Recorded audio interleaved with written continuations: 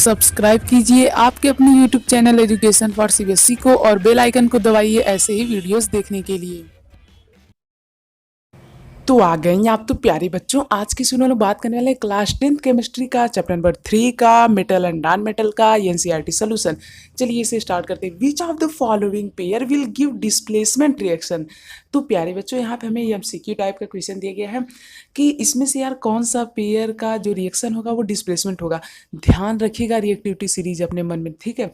NaCl solution and copper metal, MgCl solution and aluminium metal, कुछ दिखा, fierce solution and silver metal, और उसके बाद silver nitrate solution and copper metal. तो यहाँ पे पहले वाले को यदि हम लोग देखें तो यार Na और कॉपर कोई कंपैरिजन नहीं। क्यों? क्योंकि यार कॉपर बहुत नीचे है रिएक्टिविटी सीरीज में, मतलब ये बहुत कम रिएक्टिव है, जबकि NaCl बहुत ही क्या है, ज़्यादा है, तो ये तो नहीं हो पाएगा। अब देखिए यहाँ पे मैग्नीशियम और एल्युमिनियम में नहीं किया जा सकता, क्योंकि जो हमारा मैग्नीशियम है और जो हमारा एल्युमिनियम, तो मैग्नीशियम तो एल्युमिनियम से ऊपर आ जाता है रिएक्टिविटी सीरीज में, तो इस वजह से ये भी नहीं हो पाएगा। Fierce sulphate and silver, silver तो भैया बहुत है नीचे है, ठीक है, तो कोई कंपैरिजन नहीं बनता है, 2 से 3 ज़्यादा नीचे है, ठीक है। अब बात करते हैं सिल्वर और कॉपर। हाँ, इसमें हो सकता है। क्यों?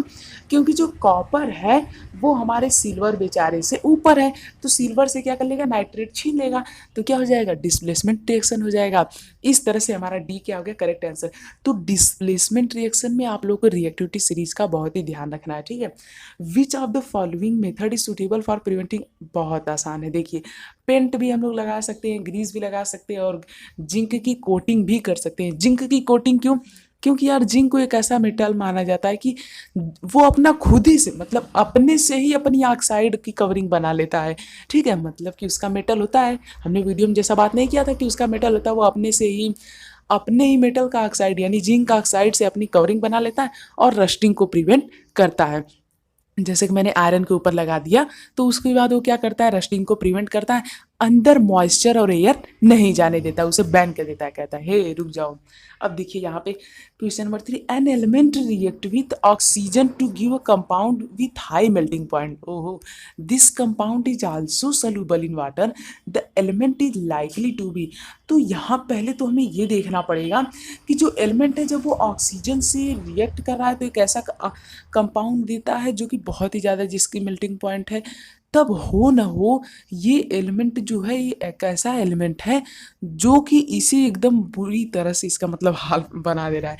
अब इसके बाद क्या होता है कि this compound is also soluble in water, ठीक, the element is likely to be. ओहो, अब देखिए यहाँ पे कैल्शियम का यदि मैं रिएक्शन कराता हूँ ऑक्सीजन से, तब हमारा बन जाएगा क्या, lime, that is calcium oxide. हाँ यही है। क्यों? क्योंकि कैल्शियम ऑक्साइड का जब हम लोग ऑक्सीजन से रिएक्शन करा देते हैं तो क्या बन जाता है, लाइम।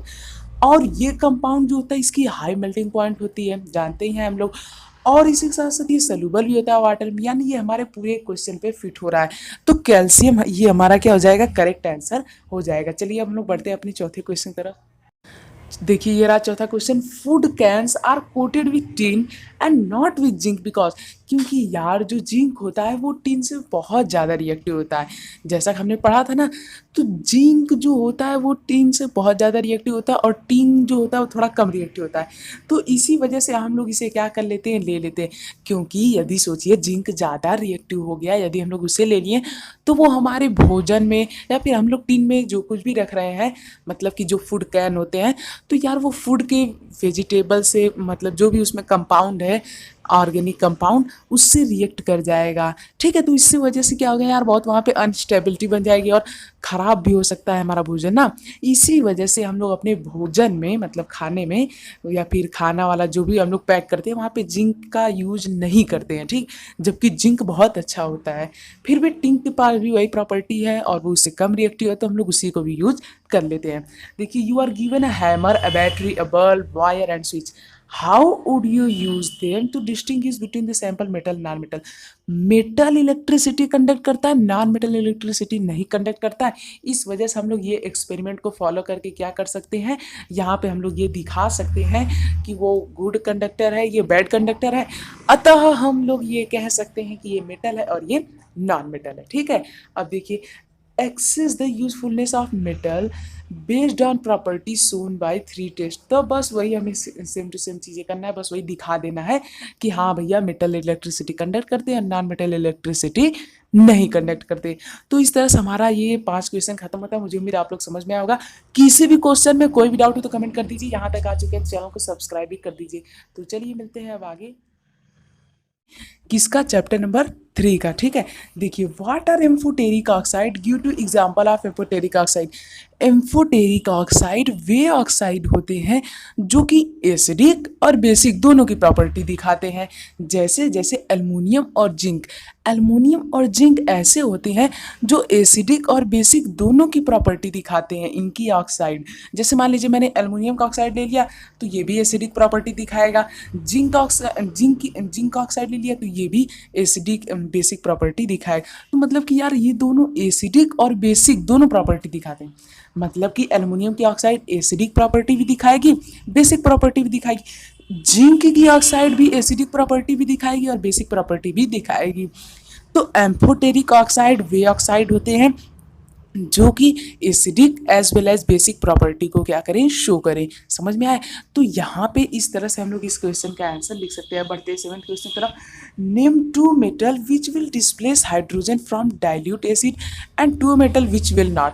बहुत आसान है, आप लोग कोई भी मेटल ले लीजिए जो कि हाइड्रोजन से रिएक्टिविटी सीरीज में ऊपर हो, वो हाइड्रोजन को डिस्प्लेस कर देंगे, भगा देंगे, जबकि हाइड्रोजन से नीचे वाले उसे नहीं भगा पाएंगे क्योंकि भाई उनकी खुद ही उतनी औकात नहीं है। ठीक है, हाइड्रोजन से ऊपर आने की। तो इसी तरह से हम लोग जैसे कोई भी यहाँ पे जिंक एंड आयरन हो गया, कॉपर एंड सिल्वर, तो इस तरह का हम लोग ले लेते हैं। अब चलिए हम लोग बढ़ते हैं क्वेश्चन नंबर 8 की तरफ। यदि कोई भी डाउट हो किसी भी क्वेश्चन में तो कमेंट कर दीजिए। तो अब हम लोग बात करने वाले हैं क्वेश्चन नंबर 8 के बारे में। देखिए, in electrolytic refining of metal M what would you take as anode and cathode and electrolysis. देखिए यहाँ पे हमें, यदि हम लोग रिफाइनिंग कर रहे हैं किसके द्वारा, इलेक्ट्रोलिसिस के द्वारा, तो हमें हमेशा इम्प्योर जो मेटल रहता है, मतलब कि जिसमें इम्प्योरिटी रहती है, मतलब कि आपको जिसे प्योर करना है उसे हमेशा एनोड के तौर पे लेते हैं। ये मैंने आपको बताया था, बहुत इंपॉर्टेंट पॉइंट था कि जब हम लोग इम्प्योरिटी, मतलब जिसमें से आपको इम्प्योरिटी निकालनी है, तो उसे हम लोग हमेशा एनोड बनाते हैं और जो प्योर रहता है उसे कैथोड बनाते हैं। रीज़न मैंने आपको बताया ही था, क्योंकि यार वहाँ से मूव करने लगती है इम्प्योरिटी और वहाँ पे जा कर के जुट जाती है, जबकि जो प्योर रहता है वो हमारा बच जाता है। और जो हमारा इलेक्ट्रोलाइट रहता है उसे हम लोग क्या लेते हैं, उसे हम लोग सलूबल साल्ट लेते हैं, ताकि यार जो साल्ट होता है उसमें क्या होता है, वो न्यूट्रल होता है जनरली सॉरी, तो वो जो जो उसमें का एलिमेंट हो उसे क्या कर ले, खींच ले। तो इन सभी चीज़ों के बारे में हमने देख ही लिया है। ठीक है, समझ में आ ही गया होगा। यदि कोई भी डाउट हो तो कमेंट कर दीजिएगा। Pratyush took sulphur powder on spatula and heated it, he collected the gas evolve by inverting the test tube over it as shown in the figure here. What is will be the action of gas on dry litmus paper, moist litmus paper? Write a balanced chemical equation for reaction taking place. तो यहाँ पे यदि हम लोग देखें तो देखिए यार, ये सल्फर लिया है, अब उसे हीट कर रहा है, तो ऑक्सीजन जरूर यहाँ पे होगी, एयर में ऑक्सीजन होगी, तो जरूर हीट करने के बाद सल्फर डाइऑक्साइड बनेगा। क्यों? क्योंकि यार जब सल्फर है उसे हमने ऑक्सीजन प्रेजेंस में हीट किया तो क्या बनेगा, सल्फर डाइऑक्साइड। अब सल्फर डाइऑक्साइड बन गया तो ये हमारा क्या हो गया, प्रोडक्ट हो गया। अब सल्फर डाइऑक्साइड का ड्राई लिटमस पेपर पे कौन सा रिएक्शन रहेगा, कोई नहीं। क्यों? क्योंकि यार पहले ये देखिए सल्फर डाइऑक्साइड है, अब sulphur dioxide dry litmus paper से रिएक्ट ही नहीं कर पाएगा। अब बात करते हैं मॉइस्ट लिटमस पेपर, तो जो मॉइस्ट लिटमस पेपर होगा उससे रेड करेगा। क्यों? क्योंकि ये एसिड है ना कि बेस। बेस रहता तो कौन सा होता, हाइड्रोक्साइड टाइप में होता कि नहीं, लेकिन ये क्या है, ये है हमारा एसिड। ठीक है, और हमसे क्या पूछा है, और हमसे पूछा है right the balance chemical equation for the reaction taking place. तो आप लोग इसे अपने से कर लीजिएगा। देखिए मैं बता देता हूँ, सल्फर रिएक्ट कर रहा है O2 से, बनाएगा SO2। एकदम सिंपल है, कोई बैलेंस वैलेंस आपको नहीं करना है, खाली लिख दीजिएगा यस प्लस O2 से हमारा प्रोडक्ट फॉर्मेशन होता है SO2, बस यही है। ठीक है, तो ब्लू लिटमस पेपर को इसने रेड में चेंज कर दिया और ड्राई में इसका कोई भी एक्शन नहीं हुआ।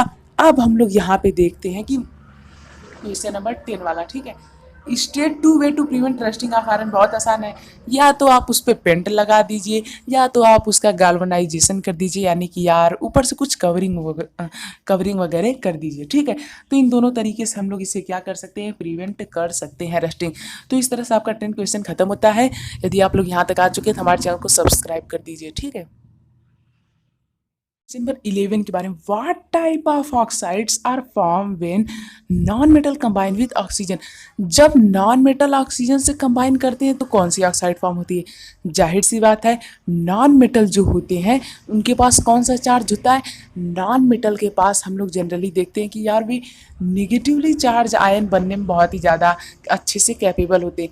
तब जब वे लोग ऑक्साइड मतलब कि जब उनका ऑक्सीडेशन होगा, या फिर जब वे लोग ऑक्सीजन से कंबाइन करेंगे तब कैसी फॉर्म करेंगे, न्यूट्रल ऑक्साइड फॉर्म होगी या फिर एसिडिक ऑक्साइड फॉर्म होगी। जैसे कि आप लोग के एग्जांपल के तौर पे दिया गया कि जब कार्बन जो कि एक नॉन मेटल है, जब वो एयर में बर्न होता है तो एयर से कंबाइन करके क्या बनाता है, कार्बन डाइऑक्साइड। अब कार्बन डाइऑक्साइड जो होता है वो क्या होता है, न्यूट्रल होता है, ठीक है।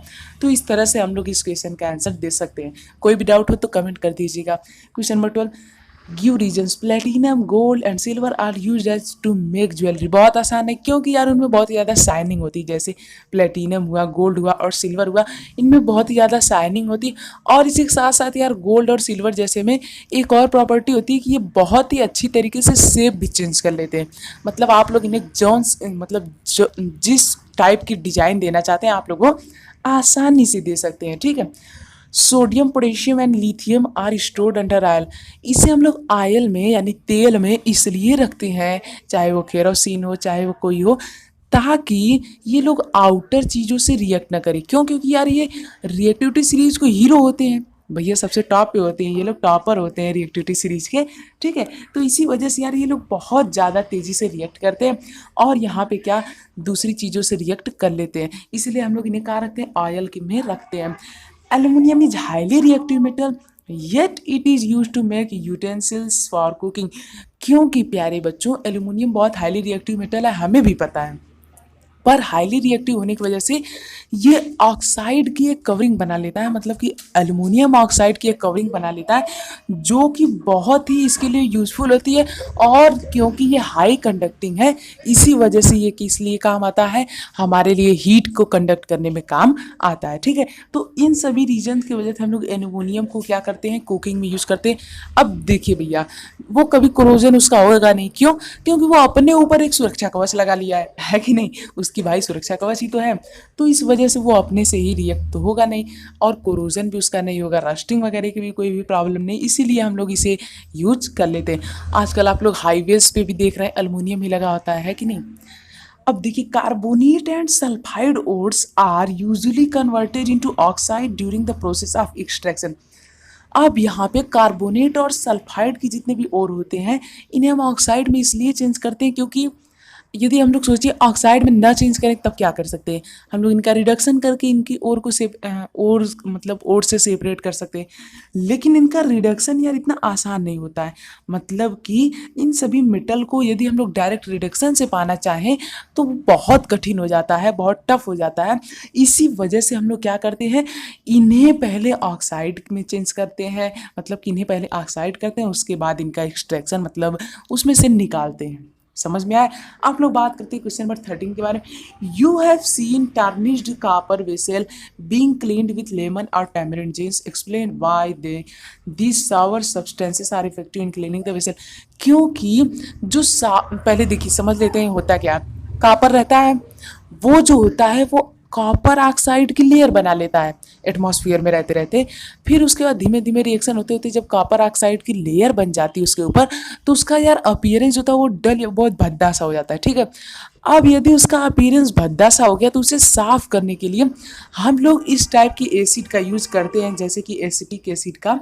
अब ये क्या करती हैं, एसिटिक एसिड में H+ आयन होते कि नहीं, H+ जो होते हैं या फिर हाइड्रोजन आयन कॉपर से ज़्यादा रिएक्टिव होते हैं। अब उसके बाद वो लोग क्या करते हैं, ऑक्सीजन से रिएक्ट करके वहाँ पे पूरा उसे एकदम क्लीन कर देते हैं और फिर से चमकता हुआ। बात करने वाले क्वेश्चन नंबर 15 के बारे में, differentiate between metals and non metals on the basis of their chemical property. तो प्यारे बच्चों आप लोग ये क्वेश्चन अपने से ही कर लीजिएगा, क्योंकि यार आपके बुक में भी बहुत सारा मतलब कि दिया गया है केमिकल प्रॉपर्टी, ठीक है, तो वहाँ से भी आप लोग कर सकते हैं। और वैसे भी हमने वीडियो के दौरान में भी कई सारी केमिकल प्रॉपर्टी देखी थी, तो आप लोग जा करके सीधा सीधा उन्हें भी देख सकते हैं, ठीक है। कोई भी दिक्कत आए तो कमेंट कर दीजिएगा, ठीक है, वैसे कर लेंगे आप लोग। A man went from door to door posing as goldsmith, he promise to bring back the glitter of old and dull gold ornaments. हाँ, an unsuspecting lady gave a set of gold bangles to him, which he dipped in a particular solution. The bangle sparkled like new, but the weight was reduced drastically. तो हाँ, ऐसा सचमुच में होता है। पहले क्या करते थे, जब थोड़ा लोगों को कम केमिस्ट्री का ज्ञान था, तब यहाँ पे जिनके पास थोड़ा भी ज्ञान रहता था, कुछ ग्रीडी लोग होते थे, लालची लोग होते थे, वे लोग ऐसा काम करते थे, ठीक है। क्या करते थे, एक सोल्यूशन लेते थे, अब केमिस्ट्री तो है, एक सोल्यूशन लेते थे, उसमें गोल्ड का जो ऑर्नामेंट होता है उसे एक बार ऐसे डिप कर देते थे, यानी डुबा देते थे। फिर उसे जब निकालते थे तो उसका जो वेट रहता था, जो भार रहता था गोल्ड का, वो पहले से कम हो जाता था, लेकिन बहुत चमकने लगता था, ठीक है। तो इसके बाद वो लोग क्या करते थे, वे लोग उसी सोल्यूशन को उठा करके अपने घर लेके जाते थे, फिर उसके बाद सेपरेशन का मेथड फॉलो करके वहाँ से गोल्ड निकालते थे। तो ये इनका गोल्ड कमाने का बिजनेस था। आप लोग यहाँ पे कह सकते हैं कि गोल्ड स्मगलिंग करते थे, नहीं इतना बड़ा दर्जा नहीं दे सकते, पर हाँ थोड़ी बहुत गद्दारी करते थे। The lady was upset but was futile argument, the man beat the hasty retreat, can you play the detective to find out the nature of solution he had use. हाँ, हमने पढ़ा था कि वो एक्वा रेजिया का solution हो सकता है। क्यों? क्योंकि एक्वा रेजिया के सोल्यूशन में ही गोल्ड डिजॉल्व हो सकता है, क्योंकि यार गोल्ड जो होता है वो बहुत कम रिएक्टिव होता है। तो गोल्ड और सिल्वर जो होती है वो एक्वा रेजिया के सोल्यूशन में ही डिजॉल्व होते हैं। अब एक्वा रेजिया जिन लोगों को नहीं पता है, या फिर जिन लोगों ने हमारी वीडियो नहीं देखी है तो उन्हें नहीं पता है, तो बता देना चाहता हूँ, एक्वा रेजिया का जो सोल्यूशन होता है उसमें एक, मतलब कि मान लीजिए उसमें 4 पार्ट हैं, ठीक है, तो उसमें से एक पार्ट किसका होगा, HNO3 का होगा, और 3 पार्ट किसका होगा, हाइड्रोक्लोरिक एसिड का होगा। यानी कि यार 1:3 या फिर 3:1 के रेशियो में रहता है, लेकिन हमेशा हाइड्रोक्लोरिक एसिड ज़्यादा होगी और नाइट्रिक एसिड क्या होगी, कम होगी वहाँ पे, ठीक है। इतना आप लोगों को ध्यान रखना है।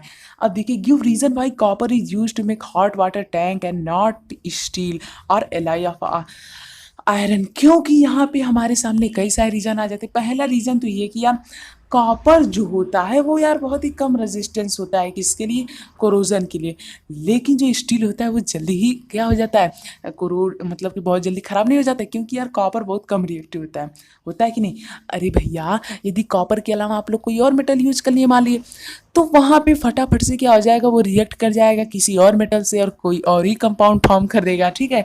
तो वाटर भी पीने में हार्मफुल रहेगा, मतलब नुकसानदायक रहेगा। और एक और रीज़न है कि यार वाटर जो है वो गुड कंडक्टर ऑफ हीट है, जबकि स्टील जो है वो क्या है, वो ऐसा गुड कंडक्टर ऑफ हीट नहीं है। मतलब कि कॉपर हीट कंडक्ट करता है, हाँ करता है, तो इस वजह से हम लोग क्या कर सकते हैं, वाटर को जब चाहे जब हीट भी कर सकते हैं। आप लोग सोचेंगे यार हीट करने की क्या ज़रूरत, क्यों नहीं ज़रूरत, ठंडी के दौरान में कैसे नहाते हैं गर्म टंकी से, ठीक है। तो वही वाली बात आ गई। तो इस तरह से आपका ये चैप्टर का पूरा NCERT सोल्यूशन खत्म होता है। यदि आप लोग यहाँ तक आ चुके हैं तो प्लीज़ हमारे चैनल को सब्सक्राइब कर दीजिए। ऐसे ही और वीडियोस के लिए चैनल पे विजिट कीजिए, ठीक है। वहाँ पे आप लोगों को सभी क्लास के, सभी चैप्टर के, सभी सब्जेक्ट के एक्सप्लेनेशन मिल जाएंगे, ठीक है, NCERT सोल्यूशन के साथ। तो चलिए मिलते हैं अब अगले वीडियो में। अब आगे जो आप हमारी वीडियो देखें उसी में हम आपसे मिलेंगे। So thank you. जय हिंद, जय भारत।